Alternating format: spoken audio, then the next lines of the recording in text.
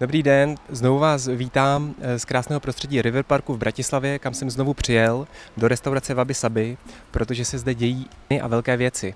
Mění se jídelní lístek, speciality přicházejí z kuchyně jarního typu a změnil se i šéfkuchař. Rád bych vám představil nového šéfkuchaře Alexandra Šaňa, který by vám rád představil speciality, které pro vás připravil. Šaňo, zajímá mě několik věcí ze tvýho nového jídelního lístku. Koncepce. Rozšířil si skladbu specialit a zároveň se mi zdá, že příprava a postupy jsou o trochu náročnější. Trend reštaurácií zvyšuje sa a ľudia žiadajú po náročnejšej príprave, žiadajú po nejakých špecialitách, ktoré my ako River Park môžeme ponúknuť v Wabi Sabi reštaurácia. Zachováváte čerstvost? Zdá se mi, že ten jídelní lístek je koncepčně spíš jako na jarní téma.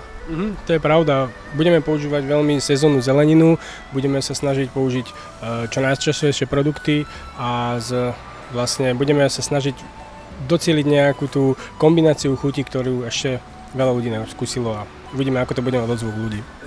No, u nás v restauraci Praze jsme vsadili na čerstvé ryby, ale sladkovodní. Budeme používat ryby přímo z řeky, která teče hned vedle restaurace v Praze v Podolí, ale vy máte tuňáka, trochu vám ho závidím. Vynikající, krásná barva, kvalita prvotřídní. Co k tomu můžeš říct? Hej, používame tuňáka kvality sashimi, je to vlastne vysokokvalitný tuňák na sushi, aj na teplú kuchyňu, budeme z neho robiť pár predjedál, pár hlavných jedál, takže majú sa na čo ľudia tešiť. A v neposlední řadě wasabi. Unikátní chuť, nové formy, nové podoby. Hej, môžeme sa pochváliť jedinečným dodávateľom priamo z Japonska.